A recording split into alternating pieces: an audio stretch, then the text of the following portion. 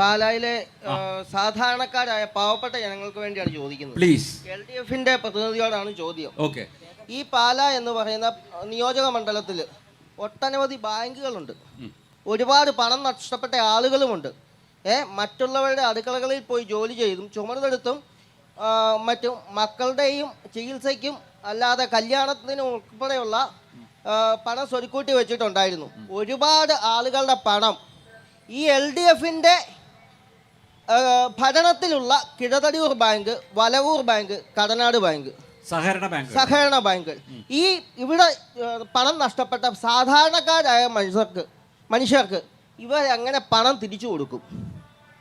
അതാണ് എൻ്റെ ചോദ്യം. ഇപ്പോഴും 2500 രൂപയാണ്, അതായത് 50 ലക്ഷം കിടക്കുന്നവനും 25,000 കിടക്കുന്നയാൾക്കും വെറും 2500 രൂപയാണ് ഒരു ദിവസം വെച്ച് 5000 രൂപ മാസം കൊടുക്കുന്നത്. ആ ഒരു സാധാരണക്കാരനെ സംബന്ധിച്ച് ഈ പൈസ ചികിത്സയ്ക്കോ ഒന്നിനും തികയത്തില്ലാത്ത ഒരവസ്ഥയാണ്. താങ്കൾക്ക് പൈസ പോയിട്ടുണ്ടോ? ആ ചോദ്യം കേട്ടപ്പോൾ നല്ലൊരു പോയിട്ടുണ്ടായിരുന്നു. പോയിട്ടുണ്ട്. ഇല്ല, കിട്ടിയില്ല. മേടിച്ചു കൊടുക്കാൻ സാധിക്കുമോ? LDFന്റെ പ്രതിനിധിയോടാണ് അത് ചോദിക്കുന്നത്. ആ പണം മേടിച്ചു തരാൻ സാധിക്കുമോ നിങ്ങൾക്ക്? പറ്റില്ല എന്നാണ് എന്റെ ഉത്തരം. ഓക്കെ, നമുക്ക് ചോദിക്കാം. ശ്രീ ജെയ്സൺ, ഇവിടെ ഉണ്ടോ സഹകരണ ബാങ്കിലെ തട്ടിപ്പുകൾ? ഇവിടെയുണ്ടോ? ഉണ്ട്. കരുവന്നൂരും കണ്ടലൊക്കെ ഇവിടെയുണ്ടോ? പാലായിലുണ്ടോ? പാലായിലല്ല, കേരളത്തിൽ മുഴുവനുണ്ട്. കേരളത്തിൽ മുഴുവനും അതുണ്ട്. അത് BJP ഭരിക്കുന്ന സഹകരണ സംഘത്തിലുണ്ട്, കോൺഗ്രസ് ഭരിക്കുന്നുണ്ട്. തിരുവനന്തപുരത്ത് ജയസൂര്യന് അറിയാം. ഇല്ല, അതൊന്നും പറയരുത്. ഒന്നുമല്ല. ഉണ്ട് ചേട്ടാ, ഉണ്ട്. ഞാൻ പറഞ്ഞത്, ഞാൻ ആരെ കുറ്റപ്പെടുത്താൻ പറഞ്ഞതല്ല. അതിനകത്ത് കോൺഗ്രസ് ഉണ്ട്, CPM ഭരിക്കുന്നുണ്ട്, കേരള കോൺഗ്രസ് പങ്കാളി ആയിരിക്കുന്നുണ്ട്, എല്ലാം ഉണ്ട്. ചേട്ടാ അവിടെ കേക്ക് പറയട്ടെ. അപ്പം ആ ഒരു പ്രതിസന്ധി കേരളം നേരിടുകയാണ്. നിക്ഷേപകർക്ക് പൈസ തിരിച്ച് കിട്ടണം, അതാ ആ ആഗ്രഹമാണ് ഒരു സാധാരണ. അത് നിക്ഷേപകന്റെ അവകാശമാണ്. അത് സംരക്ഷിക്കാൻ ഗവൺമെന്റിന് ബാധ്യതയുണ്ട്. ഗവൺമെന്റ് ശക്തമായ നടപടി കൊടുത്തിട്ടുണ്ട്. എല്ലാ ബാങ്കിലും സെയിൽ ഓഫീസറെ നിർത്തി കൃത്യമായി ആ വസ്തുക്കളെ ലേലം ചെയ്യാനുള്ള നടപടി സ്വീകരിച്ചിട്ടുണ്ട്.